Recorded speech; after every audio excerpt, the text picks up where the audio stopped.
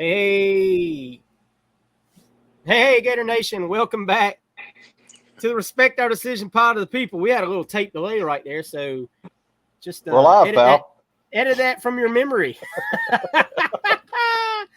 Guys, welcome back to our Pod of the People episode that we do every week where we answer the questions and that you send to us, try to put a little context behind them, an answer if we have it, opinions, whatever you want to call them.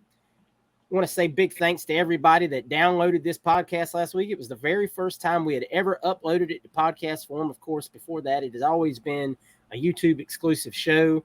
We appreciate all the downloads on that. We hope that was a lot more convenient for some of you that aren't able to get to the YouTube and watch these episodes. But if you are watching on YouTube and this is maybe your first time visiting the channel, or maybe you've just held out on doing so, give us a subscribe if you wouldn't mind. We really appreciate it. It helps the channel a great deal. Drop a like and leave us a comment and or a question for next week's episode down below, guys. All right, Wes. Wes is back in the saddle for this week's Pod of the People. As y'all know, y'all listened and watched last week, I was very out of sorts. Didn't have Wes reading the questions. Wes, what's our first question this week? All right, this is from my boy Chris Sorley. I'll go with you first, CJ. He said, will the offensive line be average, good, or great this year? And how many of you guys already put money down that we beat the 5.5 under over as far as wins this year? We can all answer that second question, but you can go ahead with the first one, CJ. I think they're going to be average. I mean, average to good. I think just as long as they're not bad, they can just be average. I don't need. That's the way I look at this whole team. I don't need good. I don't need great. I just need average. Just get us along. Just get us to the next year. It's all about just advancing at this point. It's just like we got to get to the next stage in the rebuild, because this year is going to be, on the surface, it's probably going to be kind of tough. Combined with your schedule and who you have left and where the talent is, how many young players you're going to have that are focal points in both sides of the football. So I'll say average to good. I hadn't put any money down. I don't really gamble. That's just not me. Not against it. Not like, picket fence, hey, don't do that. Nothing like that. I just don't. I usually jinx the teams I bet on, so I don't bet on them anymore. If you did bet, would you bet the over? Yeah.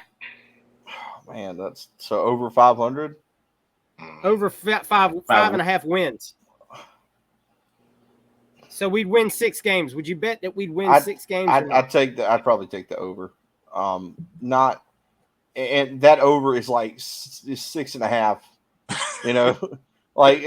Because I don't believe we'll have a losing season. I believe there's wins to be had on the schedule. I'm sorry if that's not very optimistic, rah fan of me, but I just know where we're at and I understand it. And I'm gonna be mad watching us lose when we lose, like any fan, but I'm not gonna be up in arms because I understand where we're at. Yeah, I don't bet on football. I don't bet on lines. Let me put it that way. I'll get on DraftKings or FanDuel and I'll play a little of fantasy there. Guys, you're doing like, see, you're taking it literal. That's not being literal. Just if would you? Do I think we'll win more than 5.5 games? Yeah, I absolutely do. Okay. As of right now, I'm actually a lot more optimistic probably than I was a month ago. Just because I see the attitude of the team and the way they've come together, I start thinking about how much better I believe the defense will be over last year. I went from where I thought we'd probably be 6-6 to now I'm really getting to that 7-5, 8-4 territory. So hopefully even better than that. I echo what Hirsch just said. That's how I feel as well, Chris. All right, Matthew Hayden Hirsch says, what players do you think will have a breakout season, and which players do you think it's time to Esther get off the pot? Yeah, Esther get off the pot. I don't know if I want to curse or what, but yeah, Esther get off the pot. Breakout season. I mean, I think a low hanging fruit one is Shamar James. I think Shamar James has all SEC ability. Um, I think he could probably be the star of the defense. I think Kelby Collins, I think, is going to have a breakout season as well. I really, really do. I think he's going to play a lot more than we even think so right now. Offensively, I mean, Andy Jean obviously is an easy one. I think Cam Carroll is going to surprise people. I really do. I think he's going to get more carries. People keep talking about if Etienne and Montreal are both going to have 1,000 yards rushing. And the only reason I don't believe that's going to happen is because I think Cam Carroll is going to get a lot of those carries and keep those guys fresh. I really think that's going to happen. Shit or get off the pot, guys. Kamari Wilson. I mean, as of right now, if he didn't make it to the season, I wouldn't be surprised. And that might shock a lot of people for me to say that. He's been close to transferring a couple of times. It just is what it is. So camp's gonna show how strong of a mindset he has. Wingo. I mean, I don't think that surprises anyone. The young man's been here for a while now. So offensively, I don't really have anybody too big on the offense. Frazier's, I hate to say it for your man, but I mean, it's now or never for that young man. If he doesn't do anything, I mean, it probably ain't going to happen. And Graham Mertz, I mean, honestly, that one's kind of plays itself. If you're either going to sink or you're going to swim, Mr. Mertz, it's up to you. All right, CJ, next question. He says, are there any coaches on the staff on the hot seat, whether it be from recruiting or development reasons, or is it too soon to tell? That's too soon to tell. I would guess you would be looking at the offensive line coaches. And as bad as you guys might not want to hear this, as long as Billy Napier's the coach, unless Rob Sale gets called back to the NFL, he's probably going to be here. In some capacity, at least. It's just the way it is. And you understand that you're going to look at it as like, oh, Dan Mullen had these relationships and he wouldn't let them go or what have you. As bad as that sucks, every coach in the country has another coach on their staff that they cannot fire. They cannot get rid of. It's just, it is what it is. You have like a coach that comes in that's your friend. And that's where we're at. I don't think anybody else is going to be fired because I don't know if anybody else is doing a bad job. Bateman's exceeding expectations at this point because of where we were last year. Corey Raymond's just now getting a hold of the whole secondary. Austin Armstrong just got here.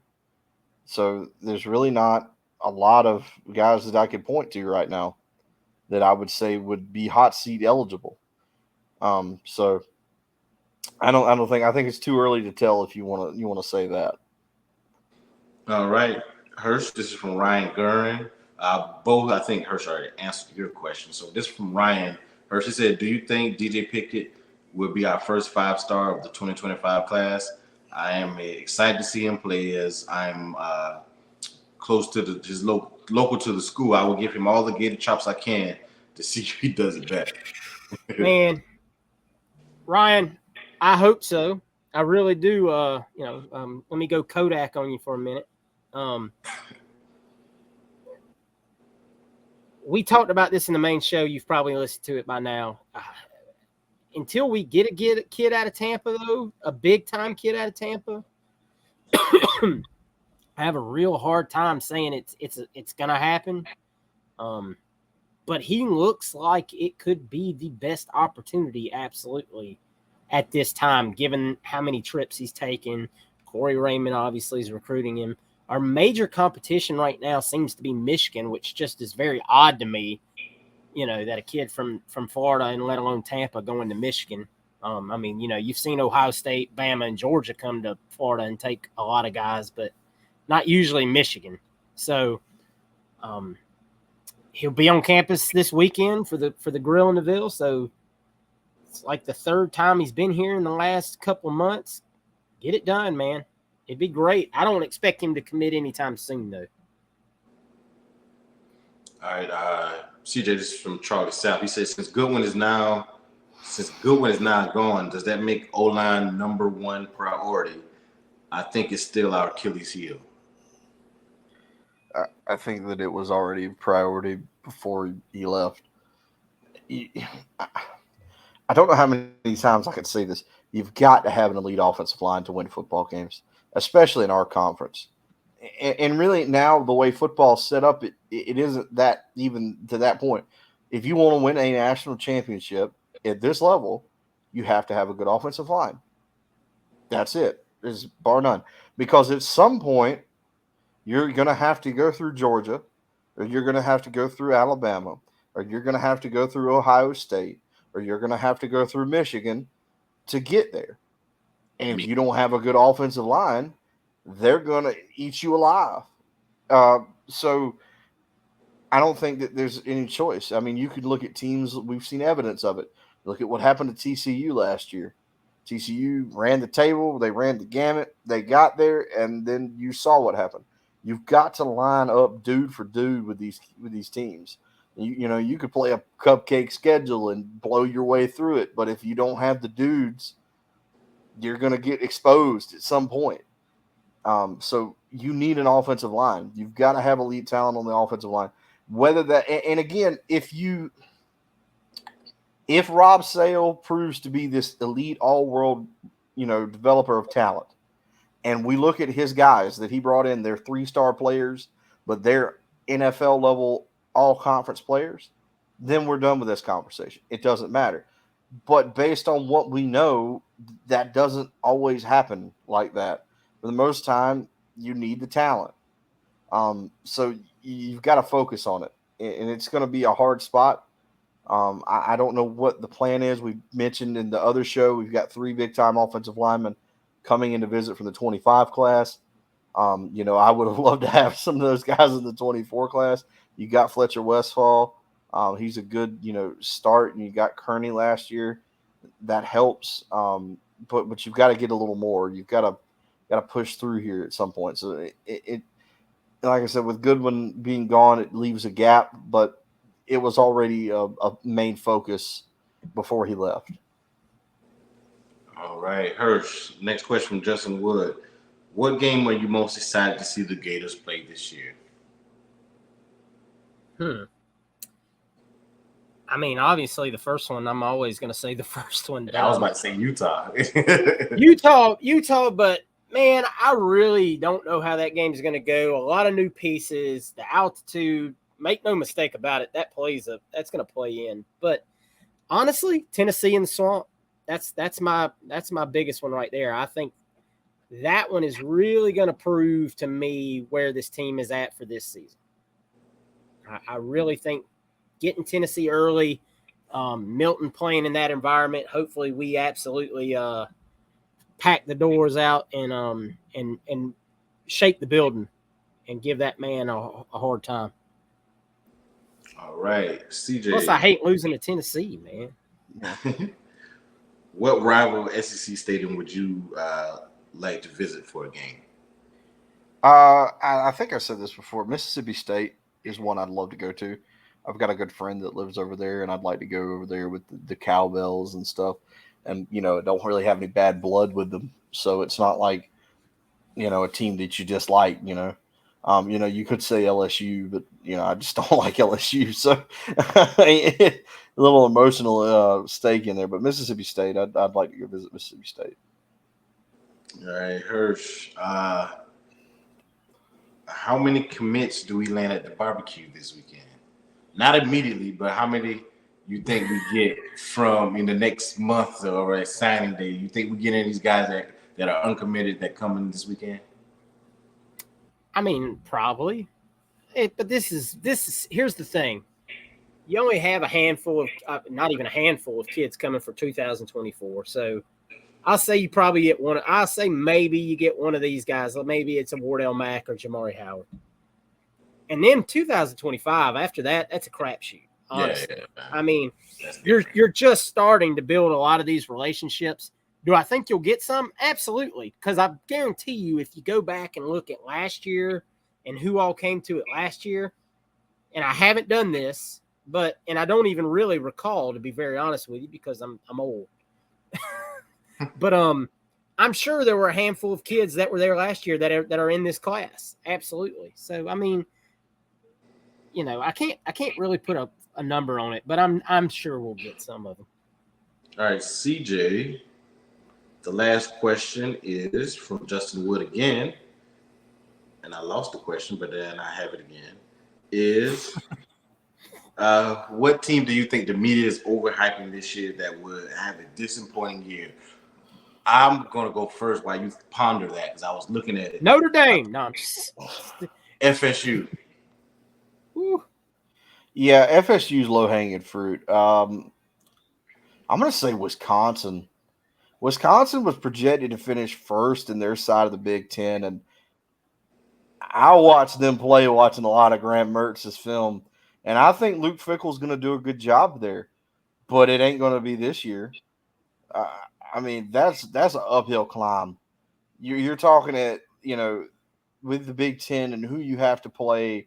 And I think Matt Rule in Nebraska will end up being in a better position this season than Wisconsin. And that's a slight against Wisconsin. I just think they've got to redo an entire team. I'll compare it to this. You remember when Jeff Collins took over Georgia Tech, and it didn't end well for him. But you go to Georgia Tech, and you've got to completely tear down what Paul Johnson had done because it was so old and so archaic, and you had to completely revamp where you had an offense with 8 running backs and no tight ends to flip the team.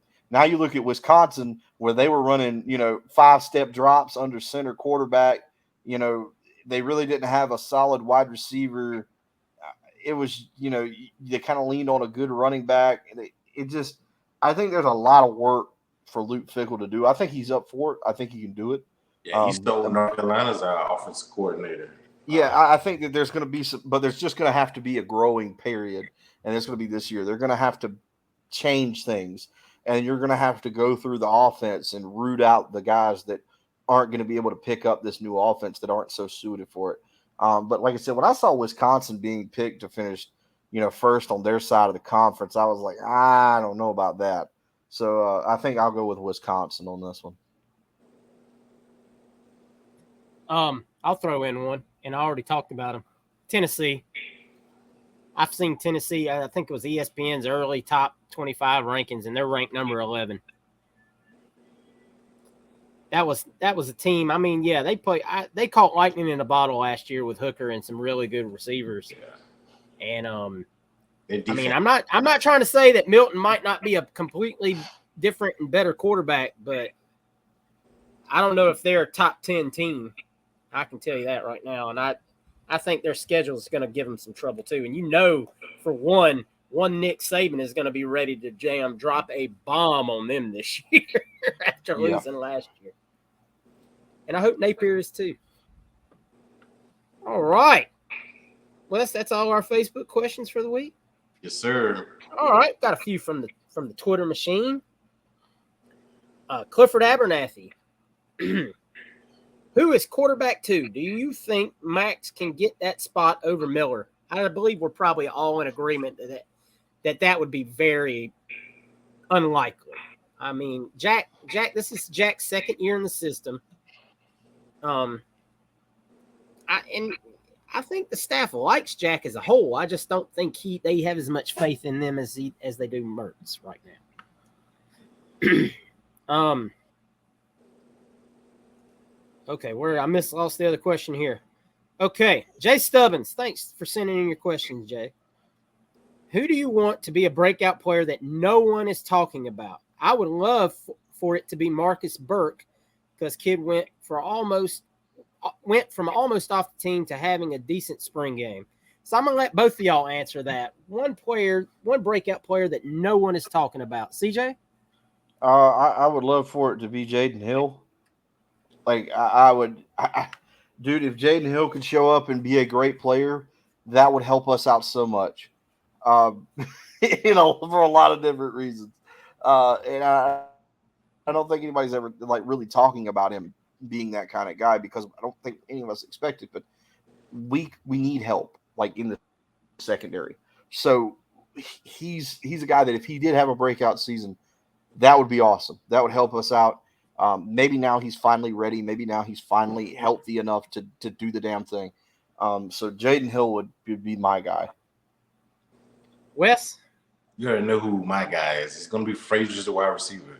I think he can be a big target for Mertz. I don't think we have a lot of really tall receivers, and I think he has the ability to be a big body guy, somebody you can use in the red zone to go up and make some tough catches. Possession type receiver. That somebody that can help Ricky out. Of course, I told you guys I want to see our freshmen out there if they're the better guy, but I wouldn't mind because when I saw him high point the ball a couple times last year, he did it at a really, really, really elite level, and you love that. I'm not calling him DeAndre Hopkins, but when I saw him high point the ball, it reminded me of that. Yeah, Jay, and you said Marcus Burke, and that's actually a guy that I had talked about in last week that I thought would, could possibly have a great season. So I'm going to go in a different direction, and I'm going to go with Miguel Mitchell. I really think Mitchell is not a guy we talk a lot about, almost at all, but has a chance, I think, to be a very good downhill safety for us. And another guy to keep an eye on is Nunnery, the linebacker transfer from Houston. I think that young man is going to surprise a lot of people too. I think you're going to see him in a lot of coverage situations, and he's a very, very good coverage linebacker. So I think he's going to be a really good add that a lot of people in the season are going to be like, wait a minute, where did this kid come from? Because he wasn't one of our more notable transfers as far as that goes. And a lot of people may not even realize who the kid is yet, but I think he's going to do really well for us. Last question we had was from Lucas. Lucas asked, how many commits do you guys think we get coming out of the barbecue? And by that, I mean, how many kids attending the event will end up Gators in the end? That's kind of the same question we answered a second ago, Lucas. I don't really have an exact number for you, but I'm sure it'll be a handful by the time all is said and done, whether it be, 3, 4, maybe even 5. Because like I said, the board is going to continuously change between now and next cycle. So hopefully at least one for this 2024 class, and then at least a handful in the next year's class. All right, guys. It's time to talk about this week's community question. And boy, y'all blew this one up. CJ really was in his bag this week asking the community question. This was probably our most interacted with question that we had asked at this time. Who's the best high school football player you saw play in person? Now, this was supposed to be like a one-person answer, but some of y'all really have seen a lot of high school football. So we got a lot of answers to cover. I'm not going to cover them all because it's just some is way too much. Let's start running down some of these, though. Coach Korn says Earl Everett played at South Sumter, played quarterback, running back, safety, linebacker. He did it all. Wes, that's your neck of the woods, ain't it? What was his name? Earl Everett. Oh, Played at South Sumter. No. Is that might be another Sumter that I'm missing here? Yeah. Tyrone Shields said Ike Hilliard. Played against him in high school. Smooth as silk. He is one of the reason this Louisiana boy became a UF fan. Excuse me. Coach Clay says Theatric Faison. C4 was beast, man. JC says Troy Davis. Sauce. Shout out to you, Sauce, for always listening and always supporting us. Sauce has a list of individuals. Nick Marshall, Omar Hunter, Derrick Henry, Jared Davis, Evan Ingram, Josh Nesbitt, Chris Durham, not Dunham, I can't read, and Timmy Jernigan, to name a few. Sauce watches a lot of high school football. Shout out to you, Sauce. Brandon Connell says Chris Rainey. Jeremy Thorson says probably Cortland Finnegan or Greg Carr. That's some good names. G. Herrick says Santa Fe Adrian Peterson. Ooh, I bet Adrian Peterson was fun to watch in high school.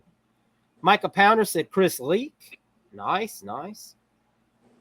Preston Walsh says Jalen Carter, Jeff Sims, L.J. McCray currently, and Zay Mincy. Tay Williams, Lorenzo Lingard, Travis Johnson, Carson Beck, Marcus Burt, Brandon Jennings. I'll cap it at 10. Preston, you watch a lot of Jacksonville football. That's for sure. Fan Josh, Tebow, Brandon James, underrated Tony Stewart, my top 3. Jed Keel, Siobhan Walker, and Terrence Cody. Big Terrence Cody. Mount Cody. Yes. Ethan, Anthony Richardson by far. I bet he was. Swamp Music, Emmitt Smith. Man, Swamp, you might be the one guy listening to this older than me, brother. You watched Emmitt in high school. That's a way backer right there. Tarinko Sr. saw and played against Tebow. How cool would that have been, man? Casual Fan, 941. Noel Devine was mind-blowing. Having spent many an hours watching Noel Devine's highlights on YouTube, I have to agree with you there, man. Tim Hester says Charlie Ward. Dog Fan 10. Oh, Leroy Butler, Emmitt Smith, Anquan Bolden, Robert Pollard, and Lamar Lewis. All right. Kevin Moore, Tim Couch. There's a good one. Man, Tim Couch. Point Blank, Eric Berry's younger brother, Evan Berry, up there at Creekside, I believe he was. Creekside. Yes, sir. All right. T-Rev, Nigel Brennan, BJ Daniels, and Melvin Ray. Man, there's so many of these guys. Y'all are killing us.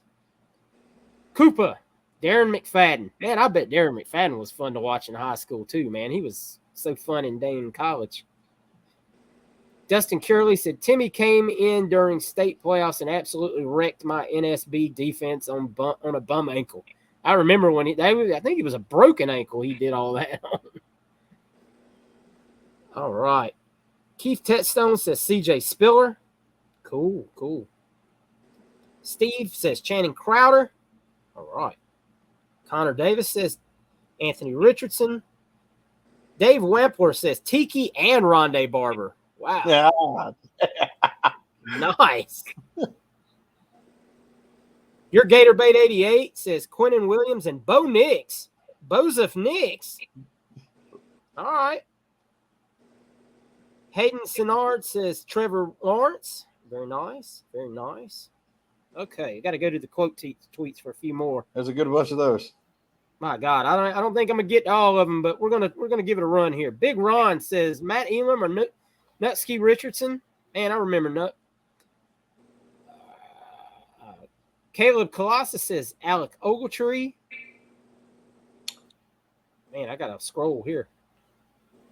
Acuna for MVP. That's damn right. You're damn right, Acuna for MVP. Chris Conley or Lorenzo Carter. Okay. Adam Lewis says Anquan Bolden. Let me run through them. Jones says Percy, Allen, Trey. He didn't give any last names, but, I mean, we know who most of those guys are. Gator Blake 92 said King Henry in high school. No one else could come close. Callahan people drove to his games just to see him. Thanks, Will Muschamp. Linebacker.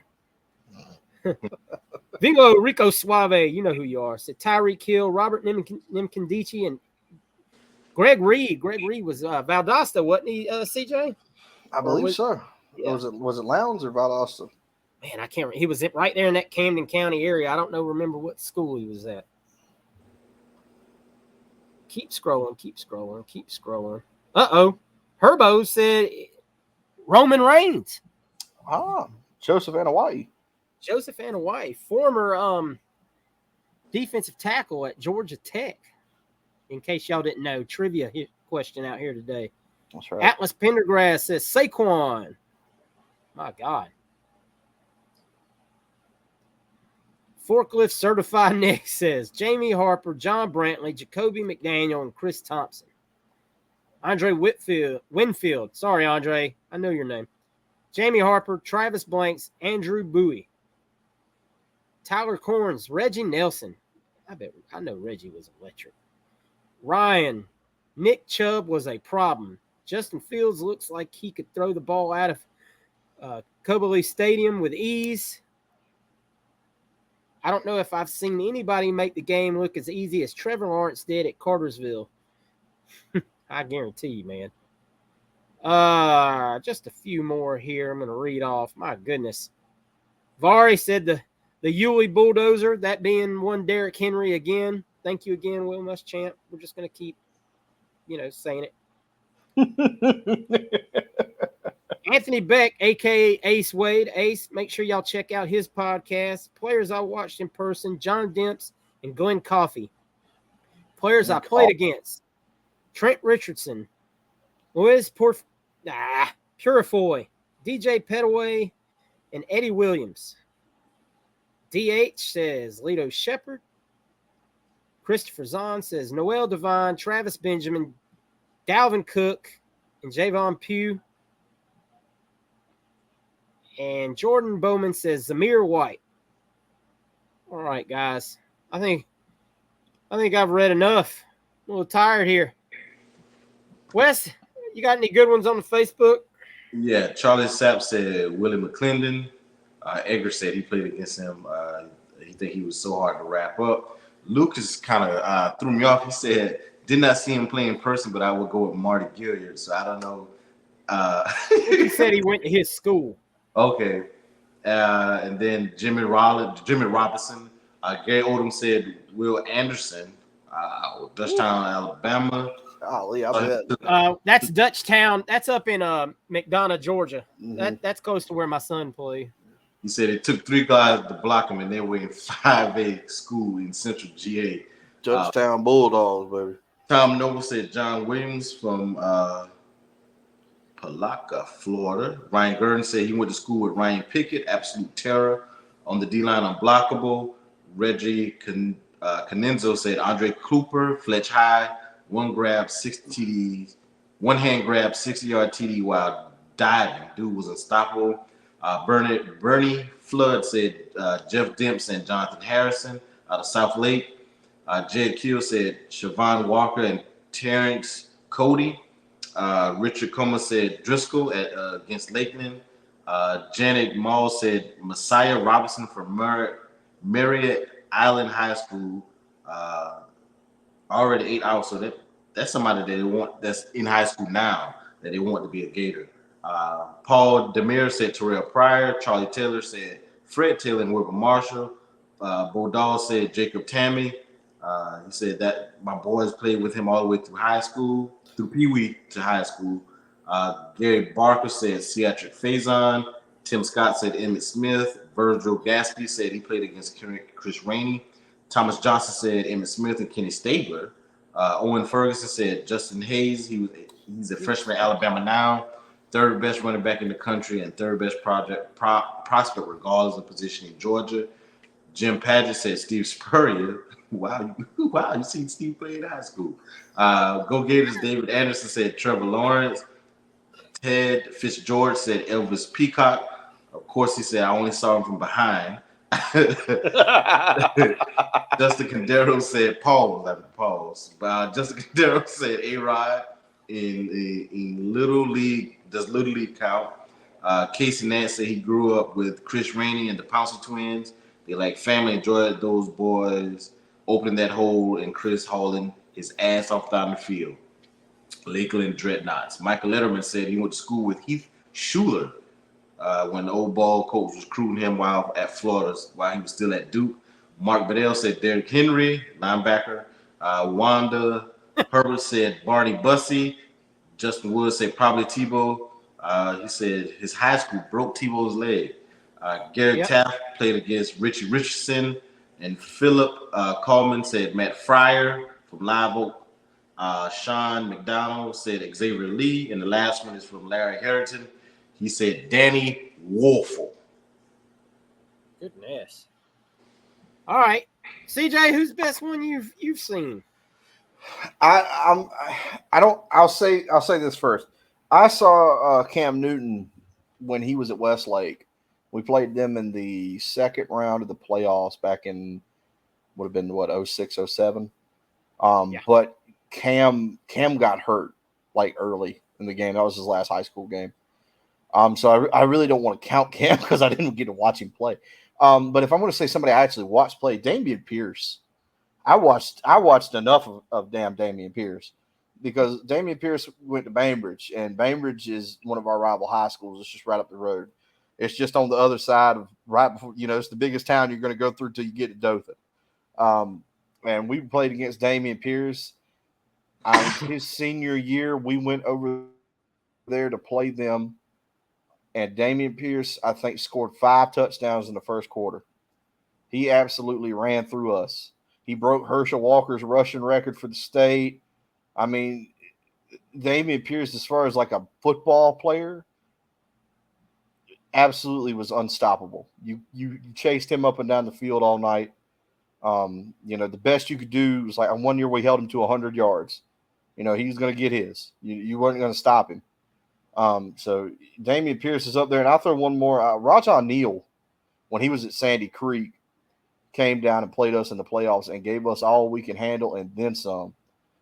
Rajon Neal doesn't get a lot of credit, but man, when he was in high school, he tore us up. We couldn't stop Rajon Neal to save our lives. He was committed to Mississippi State at the time, but he ended up flipping to going to Tennessee. But man, you talk about a guy that you just couldn't stop. He just ran up and down the field on you all night. Wes, who's yours? Yeah, I named 2 guys I played against in high school.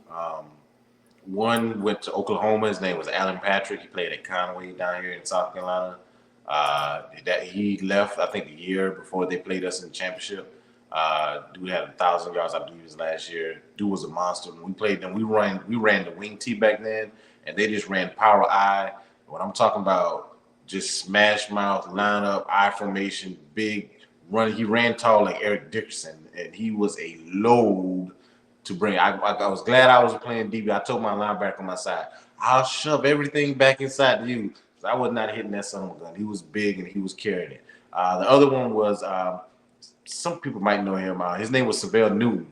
He played at USC. He was a quarterback down here, and that was the first time I was on the field with anybody, and I just thought, this is the best athlete I ever seen. He was Vic-ish with being able to scramble like Lamar, like how he was Lamar Jackson in high school, and I was like, wow. And I think he played with what's his name? What's the old guy name? Right before Spurrier left, Kane, Lou Holtz, and Lou Holtz didn't know how to use him. I think he had him playing wide receiver. He was a crazy good athlete, but the kid was phenomenal. He was like that in high school. There was no catching him when he scrambled. Yeah. Mine, I've talked about mine on this show before. I played against Hines Ward all from middle school through high school.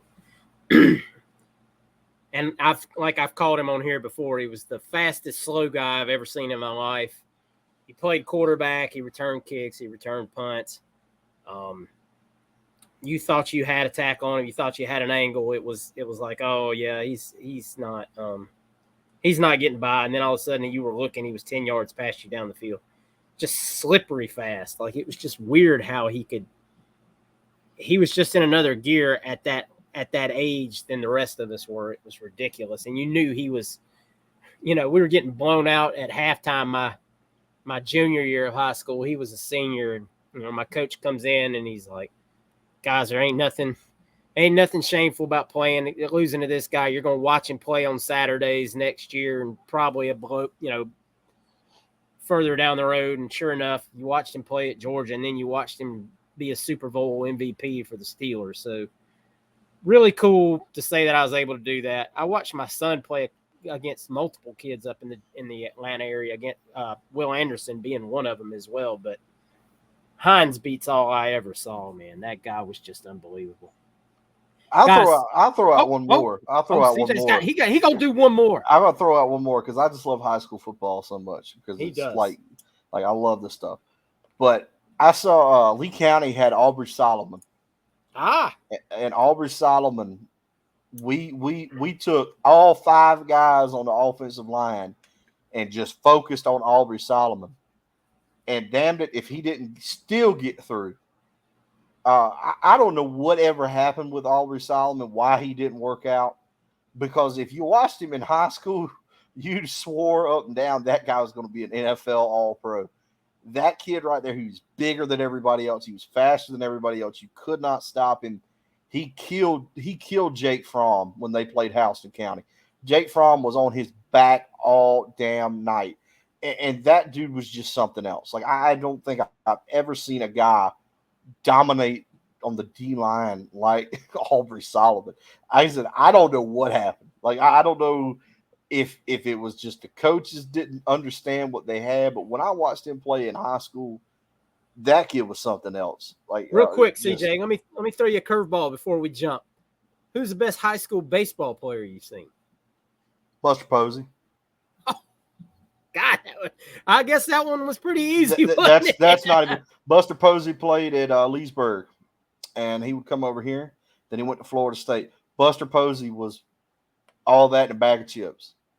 Like, as far as you watch, if you watch a guy play, as soon as you said it, I knew. Yeah, that's Buster Posey was it. Like there was no stopping that kid.